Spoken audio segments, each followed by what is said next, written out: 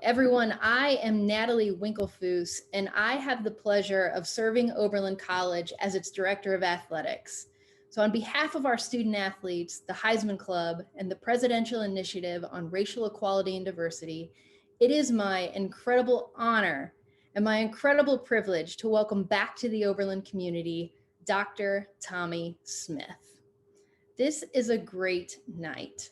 Having this many OBs in one virtual setting, it's quite remarkable. This has to be a Zoom attendance record. Mark this down. We get a trophy for this. Dr. Smith will share that trophy with you, of course. And you are an incredibly impressive draw. So thank you for spending your time with us. So tonight we have with us a man who has put it all on the line to open minds and eyes to the injustices experienced by Black Americans. After capturing the gold medal in the 200-meter race in the 1968 Summer Olympics in Mexico City, he and teammate John Carlos courageously gave us one of the most influential moments of protest in sports history. He's a legend, a living legend.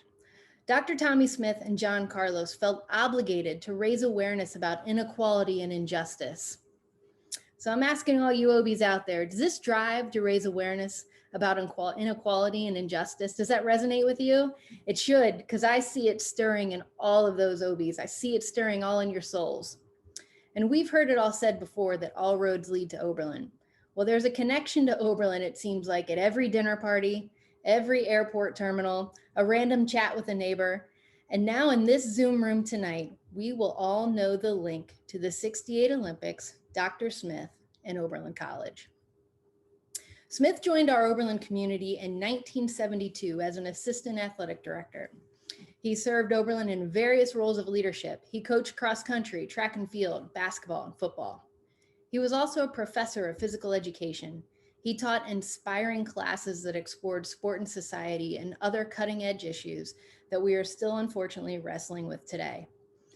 While at Oberlin, Smith challenged athletes to reach their potential and embrace their responsibilities. He challenged his students to think critically about the intersections of race, sport, power, and excellence in our country. He challenged stereotypes and expectations that society carried for him. So by way of short video, let's take a look back at that gold medal race and that time when influential sports journalist and self-proclaimed pompous show-off Howard Cosell visited campus. Roll that video.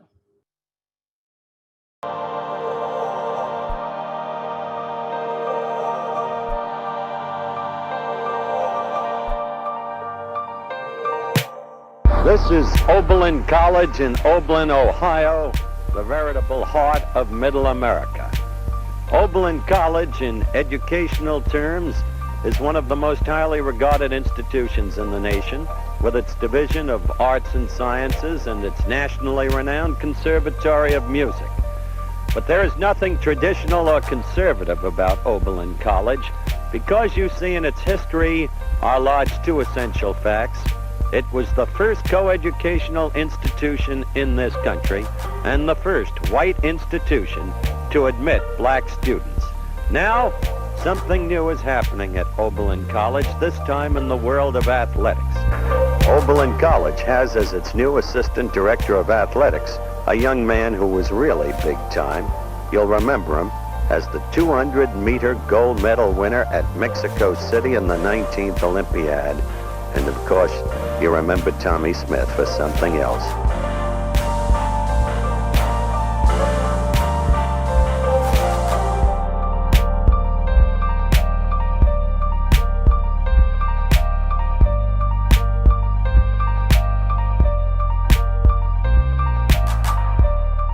Have you grown less militant? What does militant mean? I think the college is there to serve the student and to serve the athlete instead of the athlete or student serving a particular institution.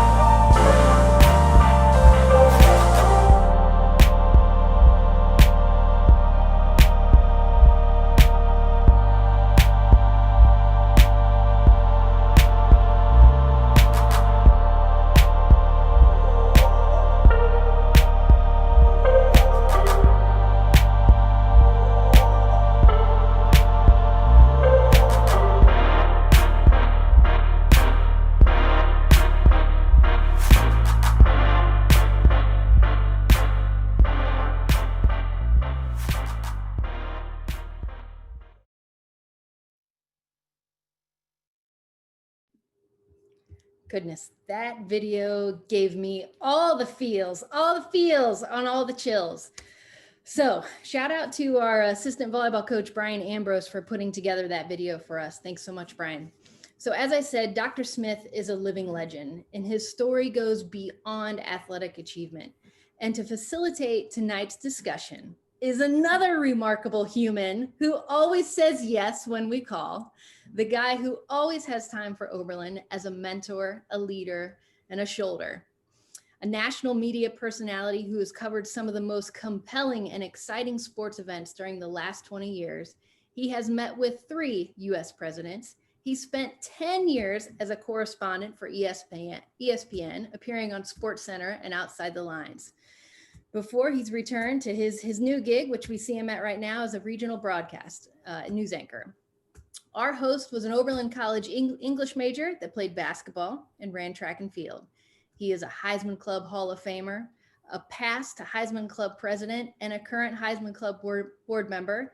He is Oberlin College, class of 1987, George Smith. George, my friend, the Zoom room is yours. Thank you so much for being with us tonight. Natalie, thank you very much for that introduction. Am I reverberating here? How's that? Is that better? You sound great. You look great. Let's do this thing. Okay, excellent. Well, I'm honored to be here. Thank you very much for asking me to be a part of this. Many of you know my great love for Oberlin, so whenever Oberlin calls, I try to answer, and I'm always happy to do what I can for my old college that I love so dearly. This Zoom thing really makes me laugh. I hope some of you were smart enough to buy Zoom when the stock was really low, because it's transformed our world right now, and I'm glad so many of you are able to join us. And it's wonderful to be able to talk to Dr. Smith here. I had a chance to talk to Dr. Smith over the weekend briefly, and just told him a little bit about my career and my love for track and field. And I mentioned to him that I had covered 4 Olympic Games. I covered Athens in 2004, Greece in 2008, London in 2012, and then Winter Games in 2010 in Vancouver. And I was on the track to see Usain Bolt win gold medals a couple of times. And so I couldn't help but think of what it would have been like in '68 to see Dr. Smith running that. During my career, not only have I been able to cover the Olympic Games and interview people like Kobe Bryant and Coach K and Michael Phelps, all wonderful moments, but I think this moment right now moves right to the top of the list. So let's bring Dr. Smith in right away, and welcome. How are you doing? Fine, George. Thank you. Thank you. You got a nice last name there, and thank you for bringing me in at this time. And to all of you who are listening, hello. Hello to you all. Dr. Smith, you're in Atlanta right now. Before we dive into some of these questions and issues, just tell us a little bit about what you've been doing the last couple of years pre-COVID. Well, as you said, I'm here in Atlanta, just trying to stay under the clouds, being careful about things that I do, and even more careful about things that I want to do. As long as I can have me a good book and a TV movie and somebody working on my yard outside putting cement in, I'm doing good. But we have to be careful, all of us, about things that we do nowadays. How much are you still running? Well, as much as running can be with a young man like myself. You know, I don't run the 200 meters anymore. Yeah. I've taken on a little distance running and a little weight room so I can keep myself to a point where health is mightily important. And that's one of my pet peeves is stay healthy and keep sight on neighbors and friends so I can become more brighter, perennially speaking, than just sitting and being standstill or surreal. One more quick thing. How have you survived this COVID?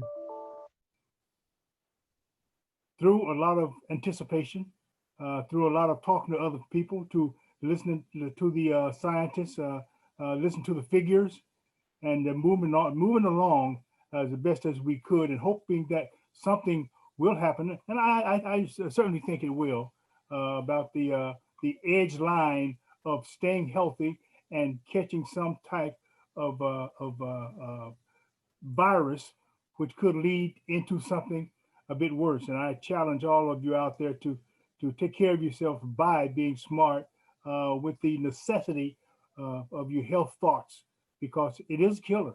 It doesn't shake your hand and serve you a great dinner. It'll take your life and wonder who's next. So I'd like for you to be careful and anticipate the best you possibly can about others around you. Being careful, wearing masks, washing hands, and understanding the need to be brotherly toward each other. I think we did lose George, but while we're regaining George, let me say again, it is an esteemed honor, folks, for me to be a part of this particular social platform. As we move forward, we crossing yet another bridge. That bridge keeps moving as we march over many bridges to get to the other side, to get across troubled waters.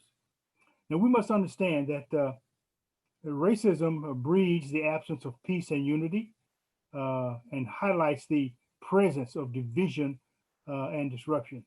So as the virus, racism is as bad. It might take a little longer to hit a mainstream, but it is deadly. It's been around for too long. And my time at Oberlin, we worked on a few things that brought me into a classroom with a student, with the Sport and Society, the name of the class. And at age of 28, 29 at that time, I had a lot to learn, but I had been through enough to understand that the need was there. And I had a conversation with another Oberlinian a few moments ago that I wanted to stay longer because I was getting used to the little town of Oberlin and only walking a few blocks to get to the bookstore, a few blocks to get to my office. And I enjoyed it. I became family very quickly. Can you hear me okay? You're back. My apologies for that. I missed the first question, but I just wanted to check something with you, Dr. Smith. We have some younger people who are watching. And so I just want to get a little perspective and give a little bit of history. So I guess the first question I have is, how close were we to actually not having those Olympic Games in '68? We were very close in terms of the athletes. The games are going to go on. I mean, there was nothing outside of the Olympic Project for Human Rights on our end, on America's end, America's athletes that would deter competing.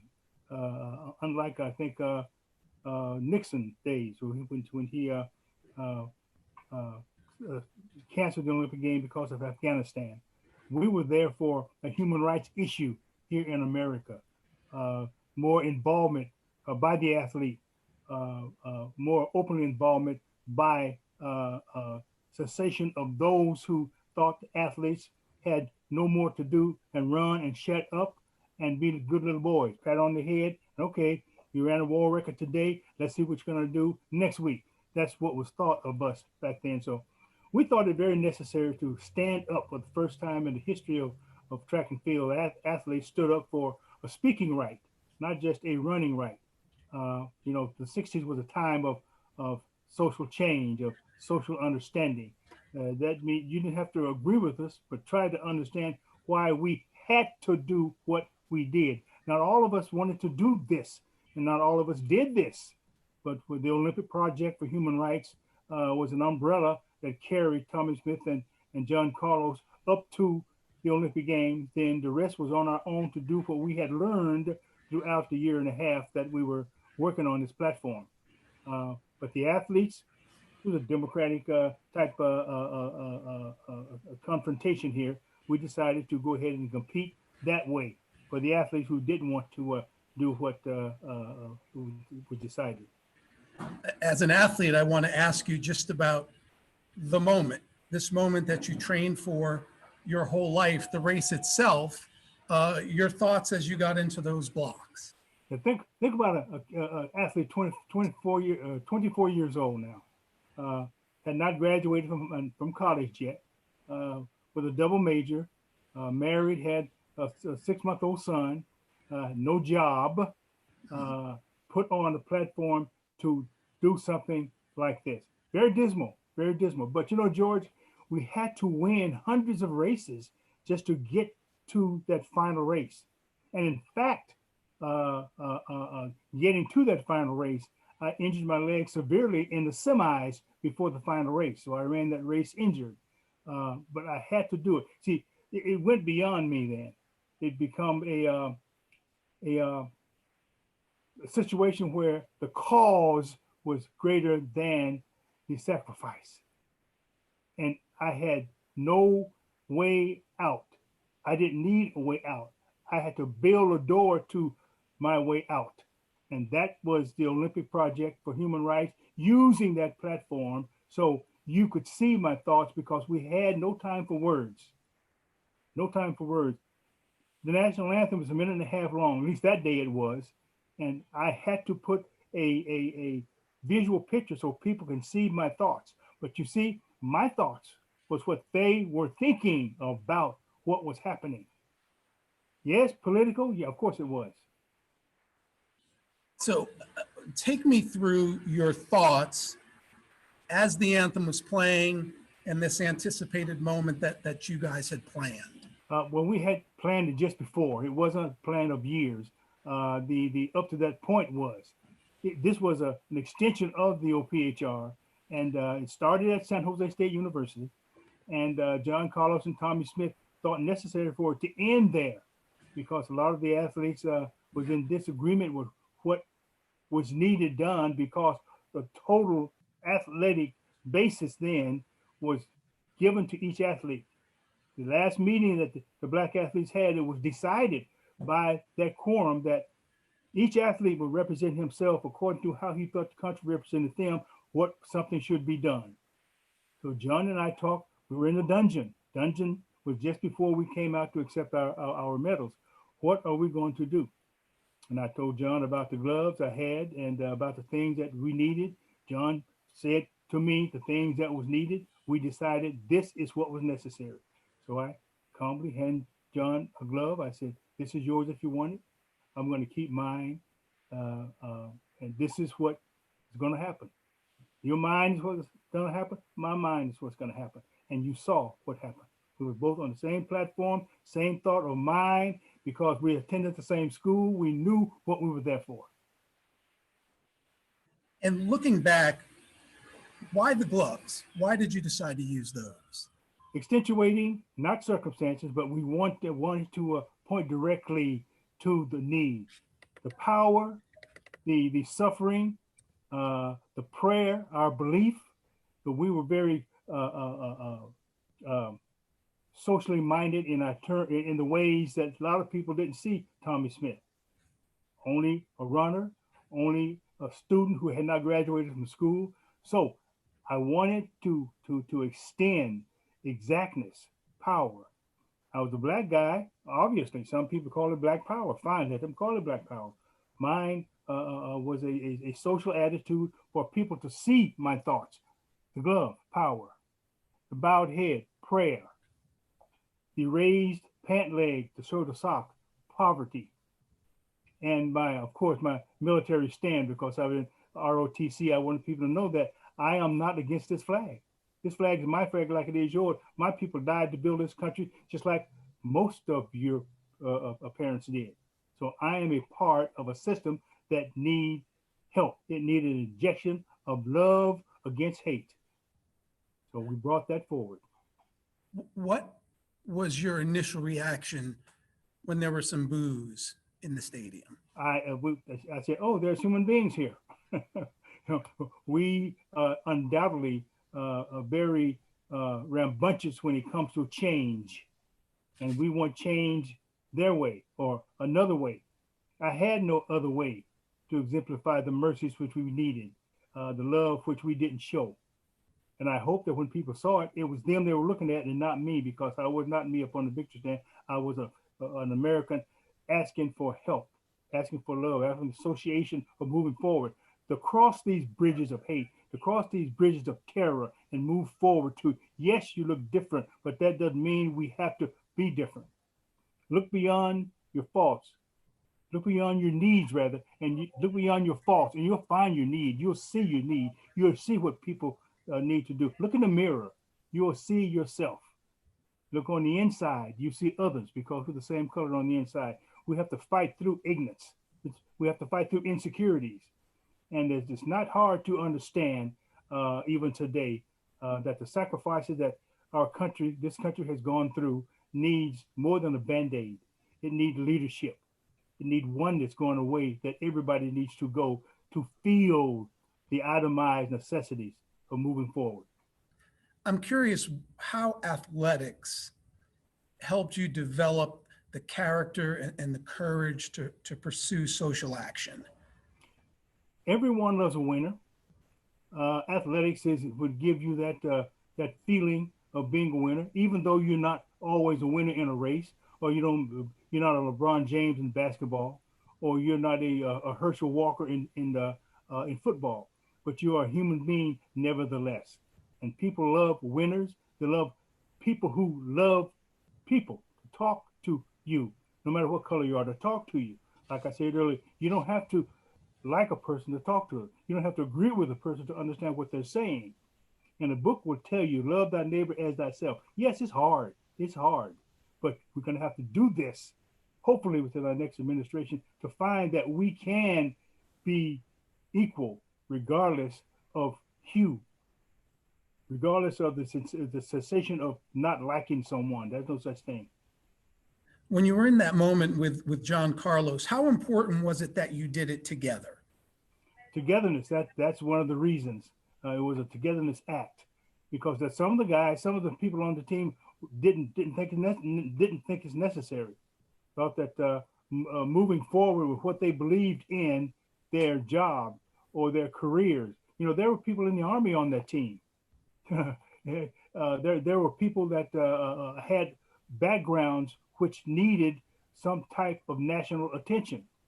There were some on the team that didn't know anything but, I'm on an American team. We had very young people on that team at that time. We were young folks. I understand this.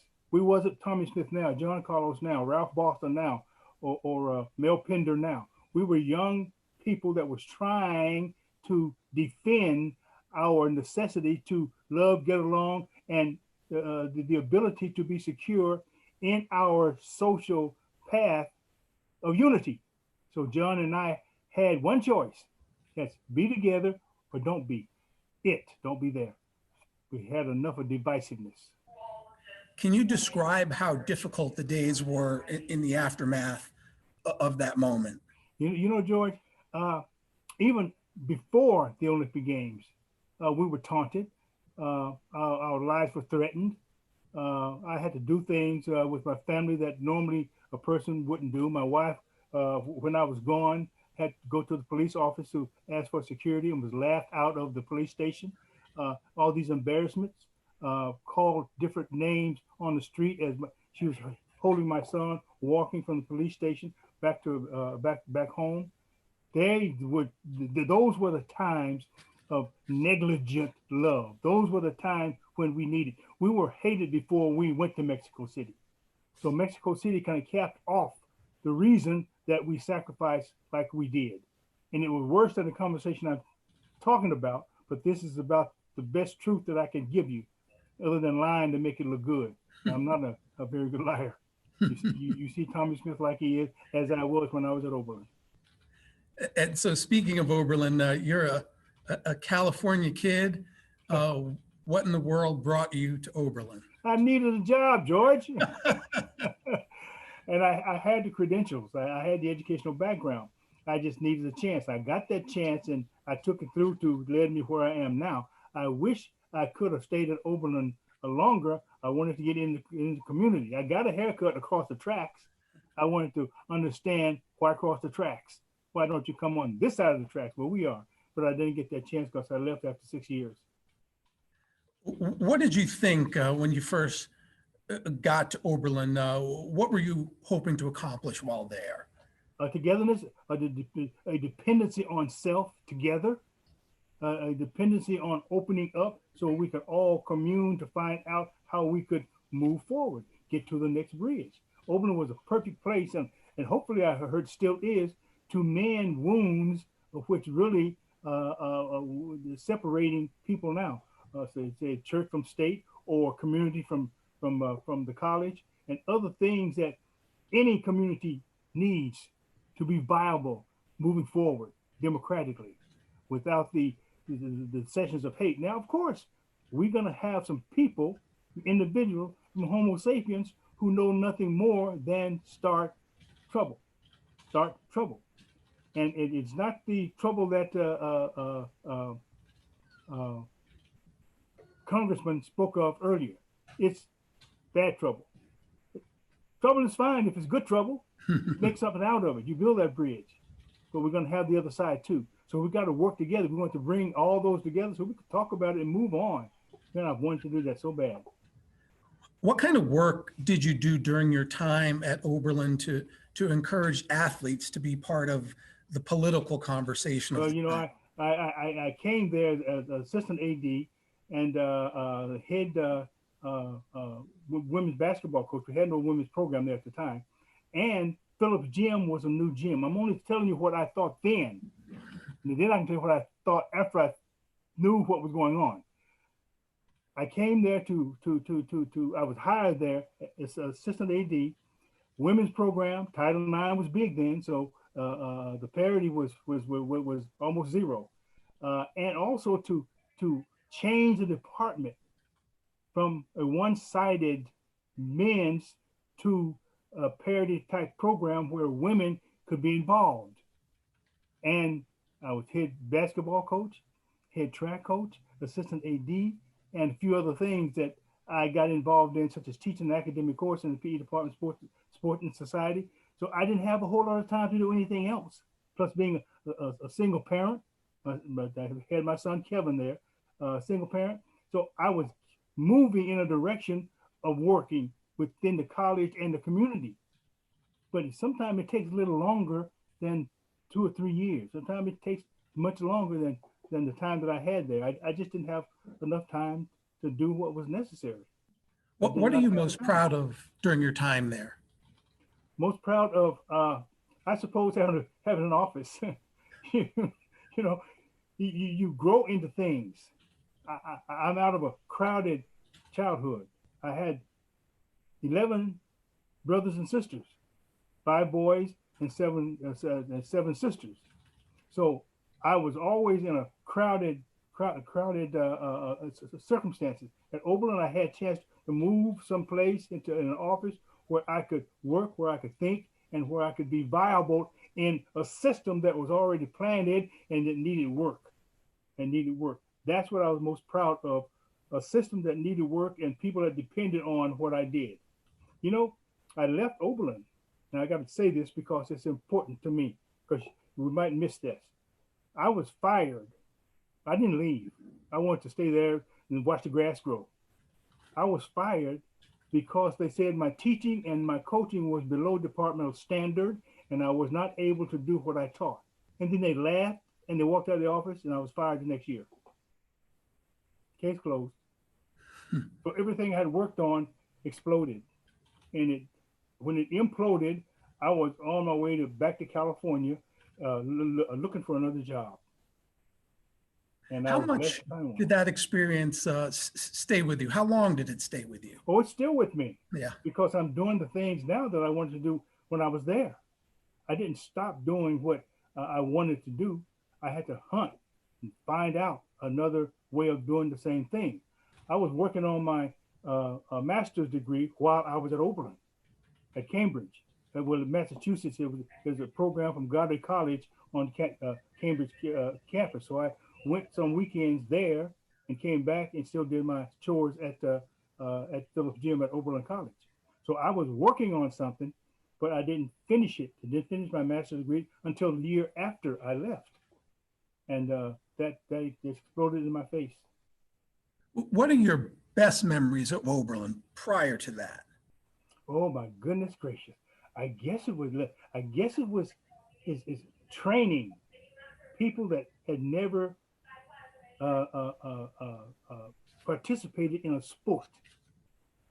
That way, they had a blank mind about the sport, but an Oberlin College student, some of the smartest students on this planet.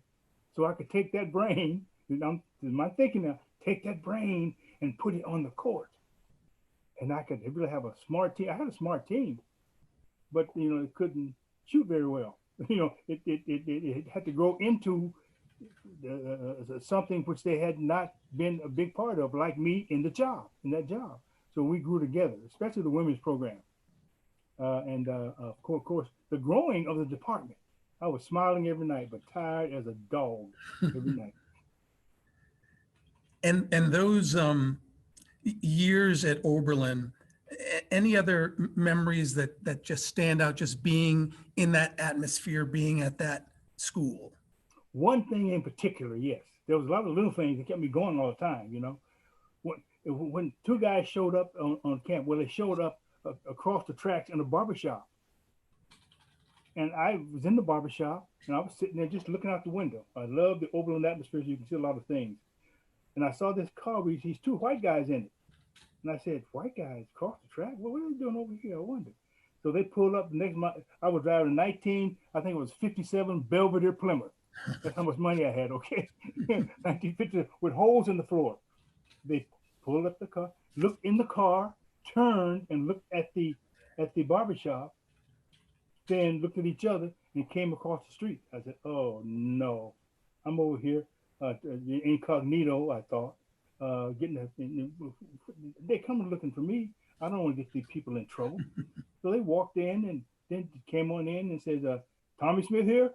Anybody know Tommie Smith? Of course they didn't, because I didn't have a chance to really work in the system those few years I was there. And they didn't know. Said, no. And I said, well, I might as well own up to who I am. So I said, I'm Tommie Smith. Can I help you? They said, we'd like to see you in your office. I looked at my watch. I said, okay. And the guy, the barber guy said, Tommie, I'll be with you in about 10 minutes. You kind of, panicked the whole situation. These two white FBI guys walk in the office across the track and they want to pull me out. No. So I said, meet me in the office in an hour. So they left. Okay, we will. Went back to their car, drove back to my office and sat there, and they were waiting for me outside of my office. Okay, they tell you something, huh? They knew where I was all the time. That was a lesson for me. So from then on, I watched for two white guys everywhere. That was my thinking. You know who they were looking for? They were looking for me to know something about the Patty Hearst case, because Jack Scott was there. I had put that together later. But a smart man would have put it together right then. Yeah, interesting times. One other thing about Oberlin, what would you want us to remember about your legacy at Oberlin? Trying, never giving up. Person brought in by another person who needed my type help. I willingly came in because I knew what he wanted. I knew what the president of the college wanted at that time. And I tried to push myself to fit in maybe a few years earlier, but it was a mechanism for me to try to better me by helping somebody else closer to my age. So I was only 27 years old when I came there. There's that force of being together and trying to open it up so they would feel that that open door, that parity type situation. Because I think that department there was quite up in the age. They had been there for quite a bit of time. So when Jack Scott took over that position and then hired Tommie Smith, most of them left. Just left. A few people stayed, and I won't drop any names, but they stayed, and we became good friends, very good friends. And but it was too late. 6 years was not enough time. And the president, who really didn't like my attitude about moving forward. Of course, most presidents would go where most people in whatever department would go where the president want them to go, and that president at that particular time wanted me out of there because they had gotten rid of Jack Scott a few years before. I mean, gotten rid of him, paid him off. He left, so that left me wide open. They just took my life away for a while. Thinking about your time there, what advice would you give current students at Oberlin now to continue to push the conversation on race and equity? It's the educational process, the love of life, the understanding of social change in a positive direction. There's a lot of bridges out there that need crossing. And I mean bridges from social, bridges academics, bridges of common knowledge that you can make your own platform to move forward. You've got to have a space to say, yes, I can, here I am. And there's another thing, George, which I always challenge the young folks in any situation, especially the academia, is to plan. You got to plan purposefully, and you got to prepare prayerfully. You just can't do something. You got to prepare prayerfully, then proceed on it, proceed positively. Then you got to pursue with persistence. Take those 4 P's and you put them together, and you have a platform. Then you have to work on your own and guide your steps as you move forward. Guide your steps with a positive attitude, because you see a lot of negativity out there. Man steps makes negativity. Did you, I should say, what lessons did you take from your Oberlin experiences back to California with you? To be positive in anything you do. In every negative situation lies your answer, but you can't find it if you don't continue to work on what you think is necessary, and don't do it because the work is too hard. There's no work too hard. There's no answer that you can find but to do right, and the negativity part of it will turn the tables, and you have no choice but to get something out of it. Everything you receive, plant that seed, it'll grow. Because the more I come out of that, the more it touches the waterfall. Would you, I guess, how would you compare the push for social change during your era compared to what's happening right now? The time that I was there at Oberlin, I pushed for change. I pushed for steps. See, I saw where I was once I got there settled in. I saw the need.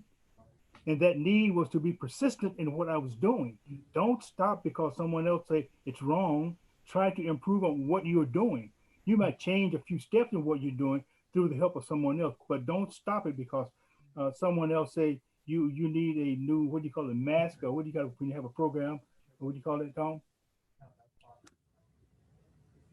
Oh goodness, I can't think. In my background, it's kind of flaring out on me there. Yeah, I lost. That's okay. Let me Right thinking, George. Sorry. Yeah, you've obviously watched current events over the last few years. I'm curious your thoughts on Colin Kaepernick and his demonstration and how it compares to yours. Well, George is 52 years later. That's basically it. He was on his knees. I was on the platform. His was police brutality. Mine was racism, simple racism, social racism, it's systemic racism. Now, because it was an athletic jaunt, it was on an athletic platform, we had certain things that we needed to see if our sacrifice would work in athletics. That was Rhodesia, South Africa, no competition. Muhammad Ali, in his particular situation, we had to fight for the challenging blow that he took once he didn't agree with being drafted.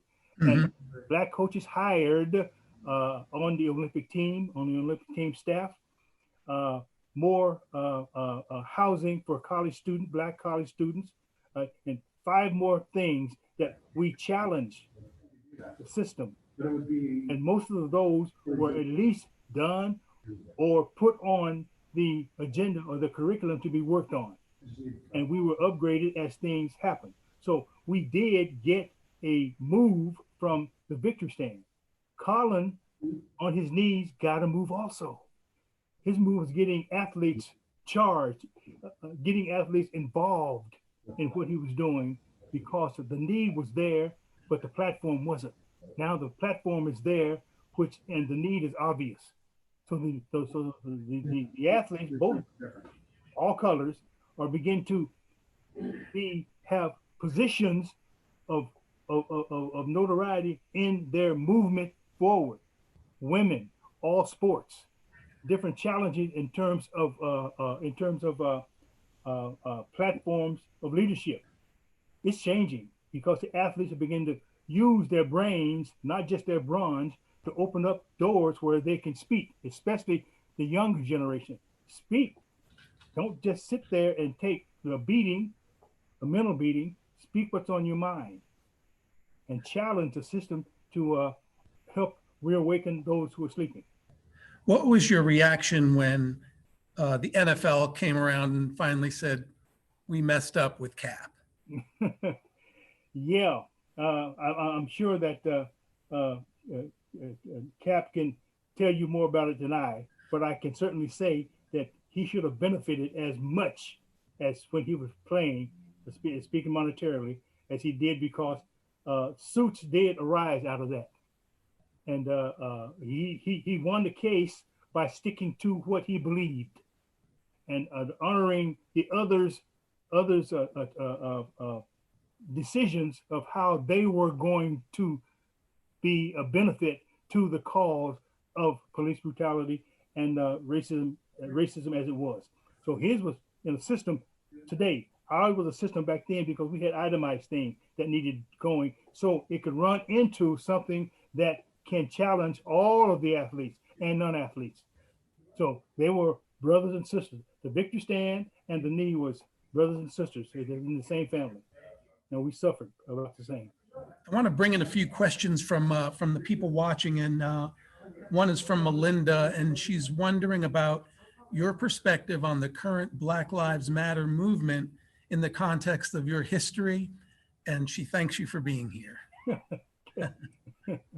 That's that involvement I was just telling you about. The openness and involvement, not being afraid to speak up. Black Lives Matters, and all of the murders, the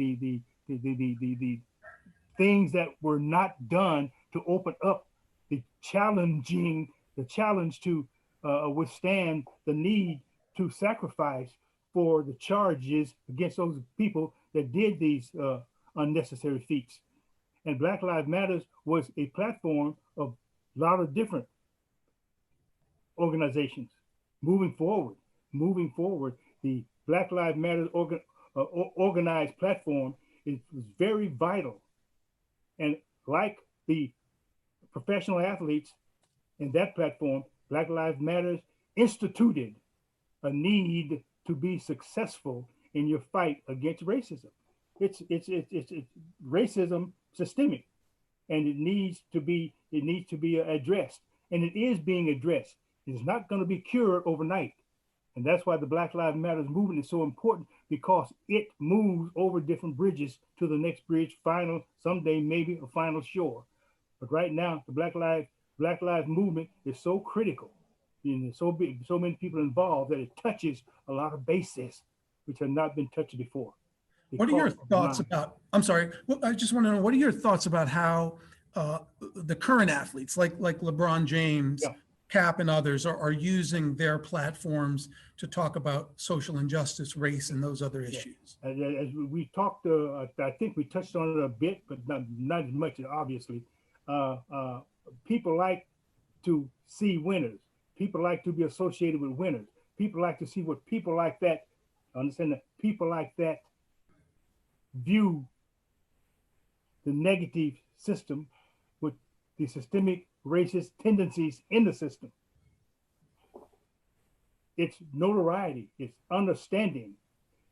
The best way to get an understanding out there is the people that are seen most with a winning record, no matter what it is. Sports, religion, idealized notoriety such as writing, such as being authors. Anything that brings to light an idea, a new idea, a truthful idea.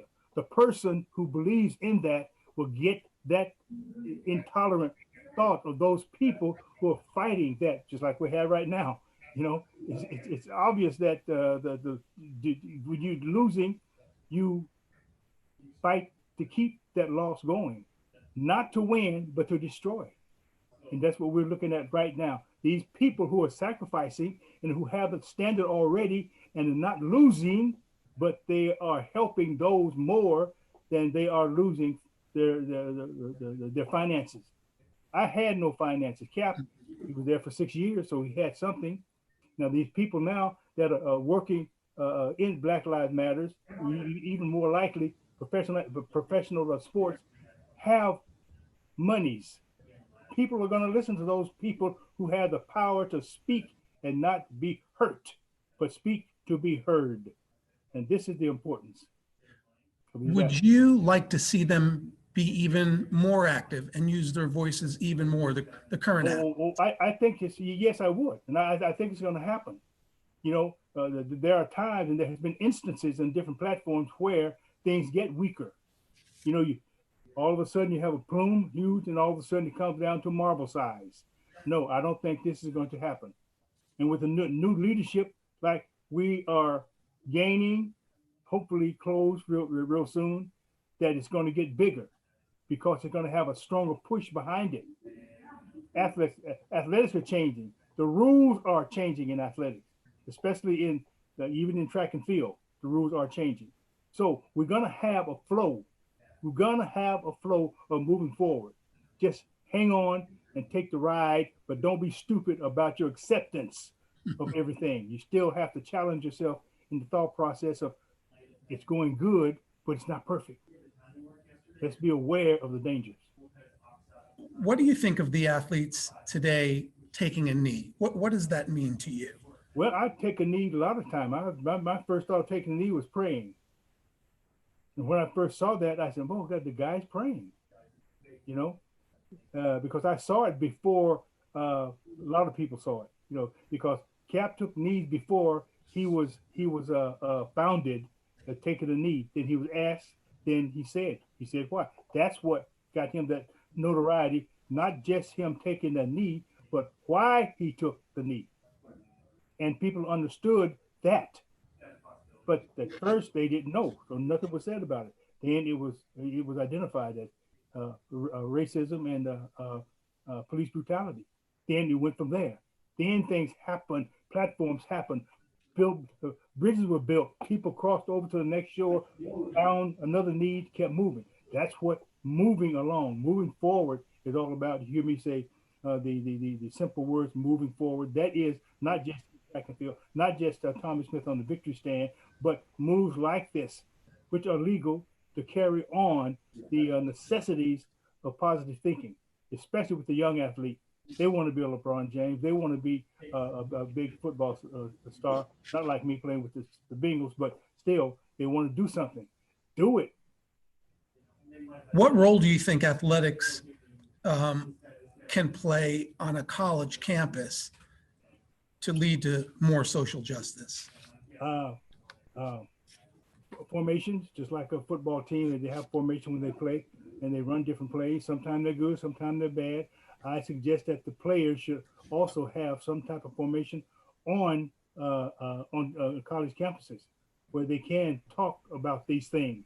They need to talk about these things, black and white together. Of course, there's not going to be an association of everyone thinking of doing the same thing, but the idea of coming together and talking about issues, and not just talking about issues, but going in the community.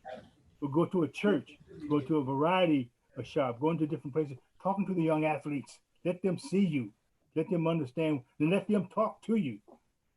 And on campuses, yes, organizations on campus, with the students even, if the coaches would allow it. I think that's one of the big problems. The coaches don't want you to be involved in anything but football in many cases on campuses, because that's why they're there. I want to go back to, if I can, I'm getting a couple questions in from people watching, and it's the other guy on the podium, Peter Norman, and I just wanted you to maybe share some thoughts about his role in the demonstration that day. Peter was a very interesting person. a very cranial individual. If you ask Peter a question, it'd take 10 seconds for him to start an answer because he was a deep thinker. You know, his folks taught him, now I believe very well. His folks worked for the Salvation Army, so they had a background of nurture, the nurturing tendency, and Peter got that from his family. He was a human rights individual anyway, and I asked him. I said, "Do you believe in things that everybody should have a part of?" And he looked at me with that Australian eye, and he said, "Well, I'm human just like you. The only difference is," and I thought he was going to say, "I'm black and you're white." He came up with, "The only difference is you're faster than me." I said, "Yeah, you're right about that, Peter." I Interesting think to talk to. a lot of people don't know he set the world record, well, he set the Australian record in the That's right. 200 for his country, and he suffered quite a bit afterwards too. Yeah, Peter, like I said, he was a humanistic type attitude, believed in human rights, but he never took the chance or never had the chance to say anything about human rights. He still didn't say anything about human rights. He wore a human rights, Olympic Project Human Rights button. I wonder what would have happened had he not wore the button. That connected him with Smith and Carlos. It didn't connect him with human rights activists or believed in human rights. He believed in, oh gosh, his people, what did they say he believed?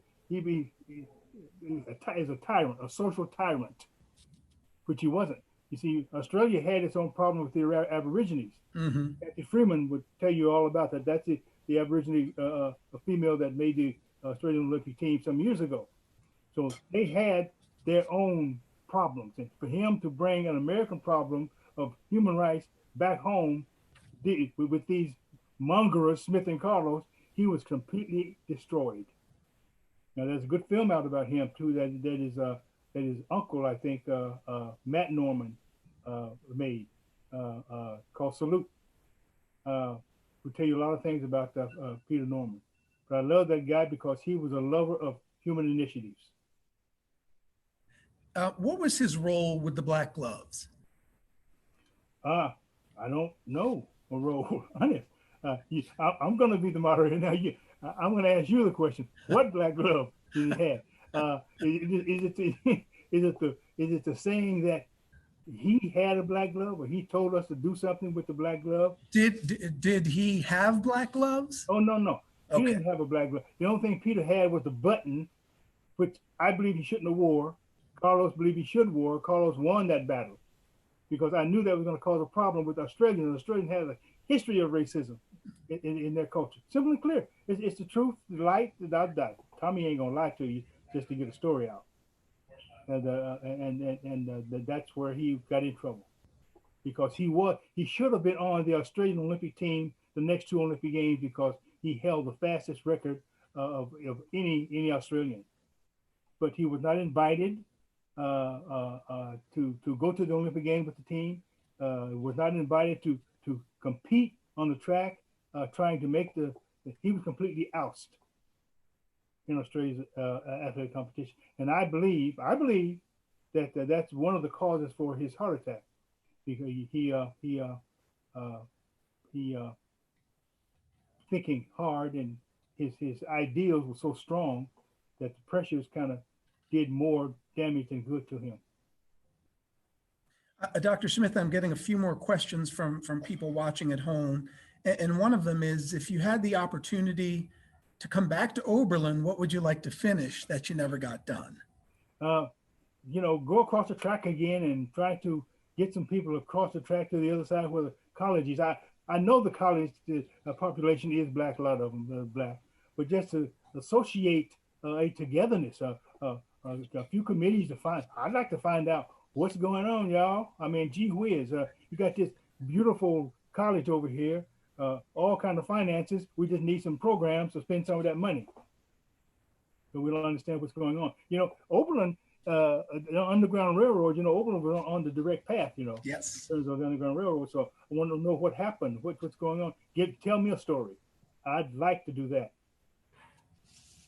You, some 50 years after you ran the race, you went into the Olympic Hall of Fame. What did that moment mean to you? It meant it was bittersweet, George. It should have been done to the 24-year-old kid way back then, not a 70-some-year-old man who been fighting to understand why he wasn't put into the Hall of Fame. He held 11 world records, simultaneously more world records than any man or woman in track and field history. He was the first man under 20 seconds in the 200 meters. You know, there's a lot of other little things. So I believe he should have been drafted immediately. But because of the victory stand, it was that slap on the finger again by the IOC, International Olympic Committee, and the USOC. And they came back later and said, "Oh, we made a mistake." I heard that before. Kaepernick. How much has the IOC changed? Well, the IOC, I've heard a lot of things about the IOC since '68 that is changing. And I think a shoot from the IOC has been a directive. When I say a shoot, a growth spurt from the IOC has been very well preserved. And I like to kind of work with that group and to find out how we can change some of the things that the athletes are going through, have gone through rather, because of the illegitimacies of the IOC, and the same process from the USOC. So because I got induction 50 years later, doesn't make me feel any better about the kid who should have received it when he was 24 years old. Another question from Tom: how frustrating is it for you that we're not further along in the journey toward equality now than back in '68? We're moving. These bridges I keep talking about are bridges to the next bridge, so we can see if there's a chance to get to a better bridge or a bigger bridge. How fast? And, you know, sometimes you have to cross bridge more than once, like the Pettis Bridge. You have to cross it more than once to finalize a situation which should have been rectified then, but the moving took 50 years, 53 years to move across. So we don't stop because there's a problem. We work harder because of the movement. I'm trying to give me a synonym for problem, and I can't think of one right now. So it's mighty important, George. It's a session of I need to. Deloach, you're in there? Okay, I need someone to take me over for a while. I know this is live and it is very important, but there's a couple of things I need to add. Would you? I like to put my wife on, George, just for a minute. Can you talk to her just for a minute? We can. Or something, because there's another phone I gotta. Yeah.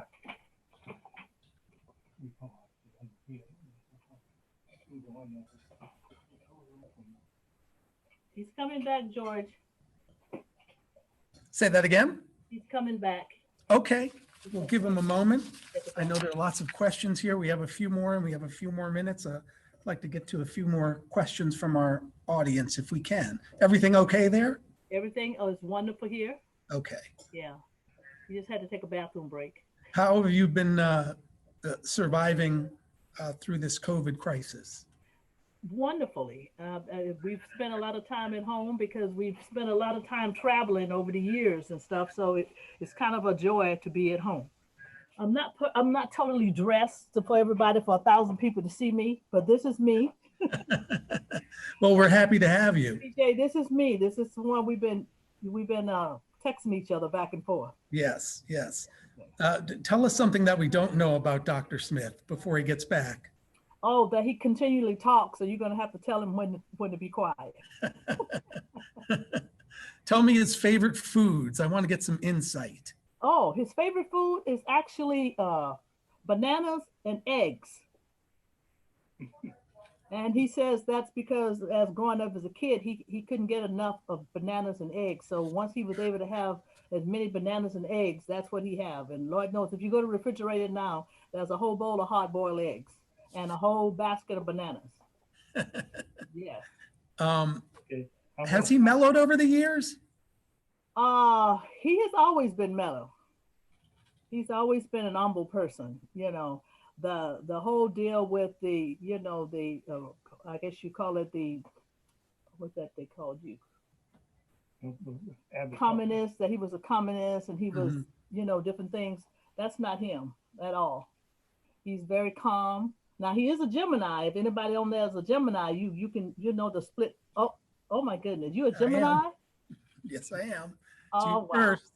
Okay, all right. June 1st. What's your birth date? June 1st. Oh, June 1st. Mm-hmm. June 6th. You guys are true Geminis, okay?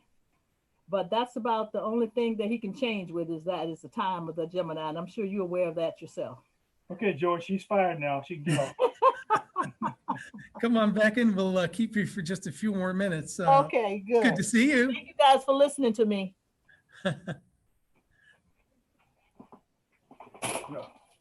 So She didn't give us many dirty details, Dr. Smith. I tried. I'm curious. Can you tell us a little bit about the work that you've done working with youth and for social justice over the course of the last few years? the youth development programs for the youth, the TSYI, the Thomas Smith Youth Initiative, is what I work very hard on, dealing with situations which I care about a lot as a youth. I wanted to do some things in my life which made a difference. And there's three things I wanted to become. I'm trying to find my sessions here. Is I wanted to become a school teacher, an army professional, army professional, and a police officer. Those are three things. Mexico City took away a police officer and took away army professional because of that victory stand. But they couldn't take away my education. I went back to college and got my BA and my master's and my LHD from San Jose State, my doctorate. So I'm doing what I like to do, is dealing with kids. And what we do, George, for quite some years now, we focus on health and wellness with our youth and mentoring and education achievements and athletics, of course, athletics. And we use track and field as a tool to get the kids involved by moving. We have a huge track meet once every year. Then we have smaller track meets around that. And I speak a lot. And being a married person with a few grandkids, a person can only do so much. You oversaturate yourself, then you can destroy the purpose of you doing it at all. So I try to temper myself and do what I do good and help the kids that we do help, which is sometimes over 5,000 a year. I'm happy with that. Excellent. That sounds very good. I have another question from somebody watching, from Avi, wondering if you could talk about, we were talking about Peter Norman before, what is something that white people could learn from his involvement in that moment? Well, these little things called a phone, you can always Google and find out whatever you want. And then there's libraries still open. Then there's an organization you can get involved in to help yourself out. Because I really can't give you a idealized list of things to go look up so you can help me save myself. I can tell you how you can save yourself by being involved in the knowledge of systemic racism. Is having your conversation with people that you haven't had before. You mentioned earlier about campuses, maybe what does a football team do or what a basketball team do? You idolize a platform to associate with each other than just athletics. Get involved in any program that you possibly can and find out what you need to know in a programmatic manner instead of asking just a person. Find out from different people yourself what you can do. Get involved in conversation. That's just a start, and from that you can move forward on finding another bridge, crossing another bridge. You can read all the books you want that's in this world, and you still can't see yourself exactly. The only time you can see yourself exactly is look in the mirror and ask yourself, do I like what I'm doing? Or do I like what I see? Then tell that mirror, I want to be this, and recite it. Redundancy is one of the best forms of education if you continue to do it until you understand why you do it. You see, you become your own scientist, become your own challenger in doing this. But basically, it's involving yourself in a group, in a format that you can do with people. I'm not talking about 150 people. I'm talking about a small group. Mhm. And don't hate because you're different. Only hear it. Nina asks an interesting question on a very modern topic. What do you think of the movement for elite athletes to be paid, college athletes? Well, gee whiz, there's got to be something in that. I'm glad you asked that question. Of course, I can't answer it exactly because as an athletic director and a coach, that's two hats right there. So I have two different ways of looking at it. But yes, I do think that there's a chance for this to happen. And there's a platform which has not been recognized for it to happen, only that it has happened and it is going to happen legally. I do think that they should receive some type of compensation because they are using themselves to like actors use themselves, and actors get paid. Another, Hey, gee whiz, I mean, not a cent. Bonnie asks a question. How do you feel about the fact that athletes are still barred from protesting at the Olympic Games? Well, they're talking about being barred. Okay, that's a question. With a similar situation like that came up a few moments ago by asking about the IOC and USOC. Well, there's another organization that's also in that realm. It's only a few years old that is taking that on. That the athletes should be able to, as long as it. Of course, there's stipulations on this. As long as it does not deregulate their meaning of competition or their meaning of using the athletic games as a front to start a war. But they should be able to make a stand if that stand has been regulated by the laws which set up so we can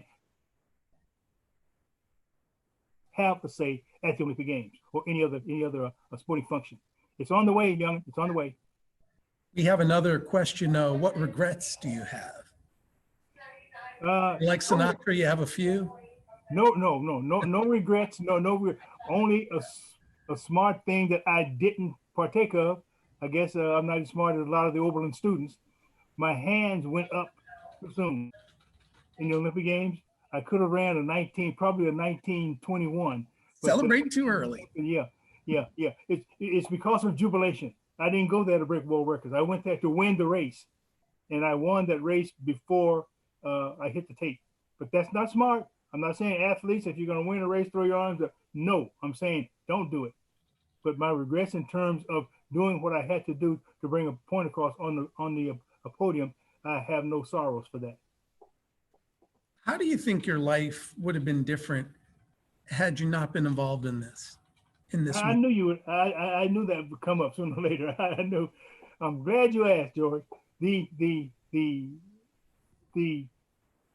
message for most athletes is sports for a future. Mine was not sports for a sports future, a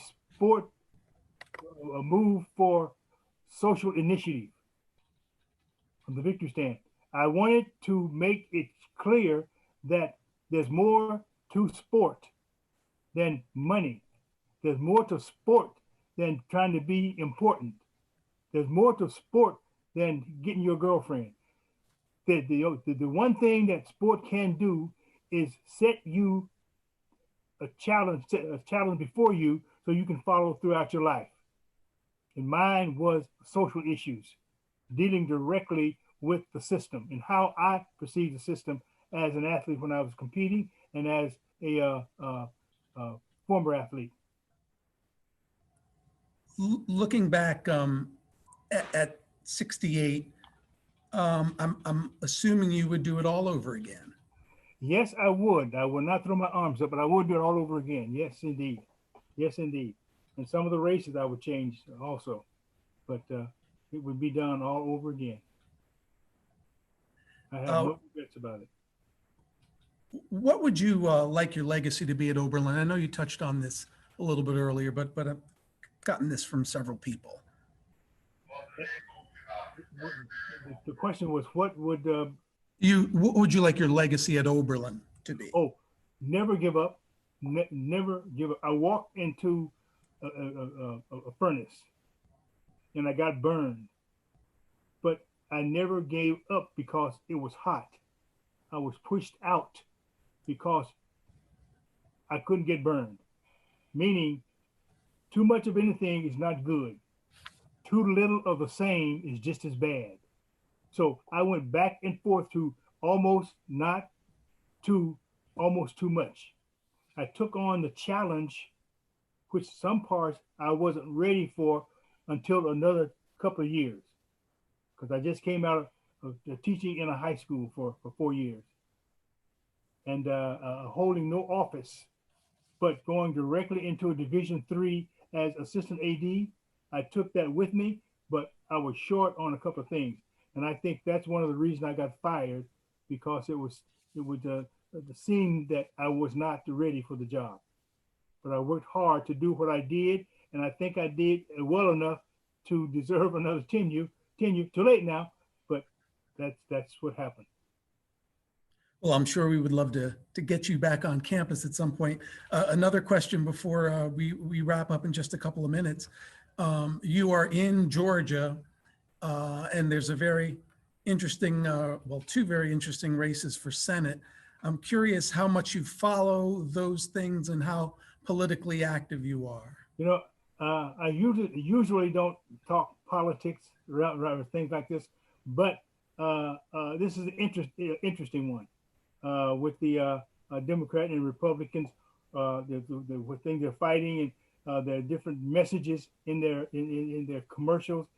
I smile every time I hear them because I mouth the words that they're going to say because they say them so much. And so we need an open situation here with that particular Republican Democrat situation, because the Senate might bear on this Georgia political challenges here. These two, the Democrat and Republican, and it is interesting. But we need some freedom, and we didn't have that type of freedom the past 4 years. I have a personal question. We're seeing a lot of voter suppression. Police brutality is a big issue right now. Ongoing racism. You know, I'm in my 50s, seeing the same issues that have been going on since the 60s and 70s. Why should I be optimistic? Where else could one be in this time of our lives? We've come from devastation to where we are now. When I say devastation, social devastation, from slavery to where we are now. And it took deaths. It took a lot of historical feats, and it's still a trouble. The trouble continues. The war continues on misbehaving in a system which is one of the strongest in the country, but its people are so divided. This is our problem, and I think it is being rectified. Maybe not in my life, maybe not in your life, but if we stop, we'd have no life at all. And I think by continuing to work, we're going to make it better for the human being is in America. We need the top leadership to coincide with the system to work together. And if we can do that, we're going to find more happier people. We're still going to have the medical issues, no matter what man does, because man is an instrument of sickness himself, physical sickness.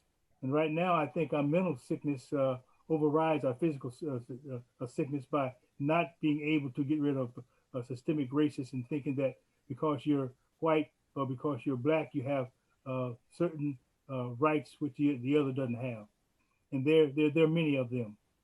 I said earlier, there's a lot of bridges out there you can cross, but don't try to cross them all at once. A little bit at a time, and that's what we're doing right now. It took over 400 years for us to get where we are now, and let's continue marching until a victory is won. They said that many times. Picking up on that thought, how do you feel about the tone of our country right now and the divisiveness? We're going to have divisiveness, period. That's it. It's how we handle it is the issue. A man is born with divisive attitudes, but the racism comes from the home. I was called out in my fourth grade. When I was in the fourth grade, I was called out, and I didn't know why.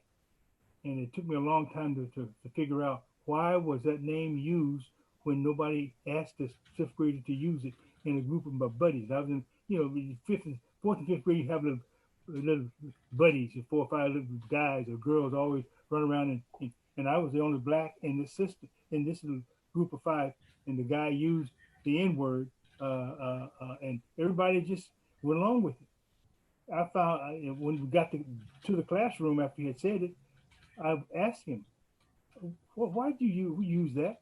But I called the name out because that's what he called it. He said, my mother told me. So it starts when you're very young, and that's one of the biggest problems we have is the talk around the dinner table about black and white and how negative one is and how positive the other is.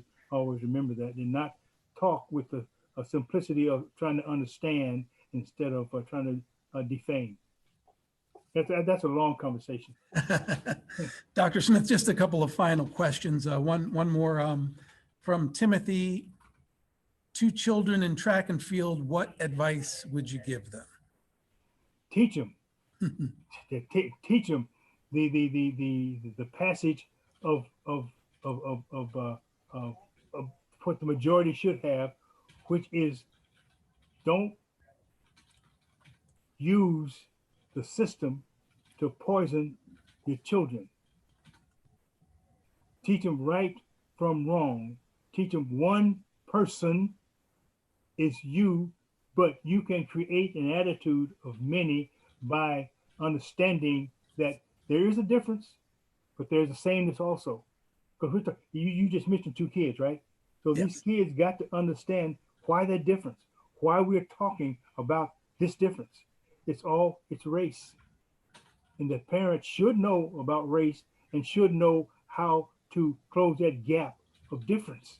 But the kids have to learn that. And they learn it from home because it's not taught in school.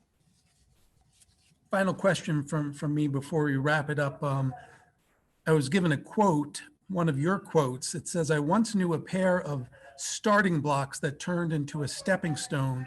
I did not realize that I would be the steps to be walked on. Reflect on that and reflect on your legacy as an American. Yeah, those starting blocks are, in fact, I still have those starting blocks. I was in my blocks one day in practice, in fact. And as I had my head down, I don't usually open my eyes when I'm in the blocks. I don't open my eyes when the gun sounds. That's an explosion. And during the time I saw those blocks, I said, wow, this is how I'm going to make it in life, through these blocks. And those were my stepping stones right then. That's how I viewed it at this 20, I was 21 when I did that, saw that 21-year-old kid looking down, seeing those blocks that resembled a bridge to me. That's why I use bridge a lot. My stepping stones, and those my stepping stones was what I ran out of. My steps, which I moved, I started with my steps. And those steps propelled me to hundreds of first place finishes. I know it's trivial what I'm saying, but it was important to me. And I thought about that whole year. And that year I broke 3 world records, 2 of them in one meet, 2 world records in one meet. And I still hold one of those world records. But 2 of them, still hold 2 world records. Simple, wasn't it? Very simple. Look at my starting blocks and see a bridge. Well, Dr. Smith, thank you so much for spending time. This has been a great pleasure to me, and judging by all the people who've tuned in, they've enjoyed it as well. Great, great. Nice talking to you. Nice chat. I like these kind of chats. Yes, I could go on for hours with you, but I know our time is up. George, nice talking to you. Yes, good to see you. Thank you.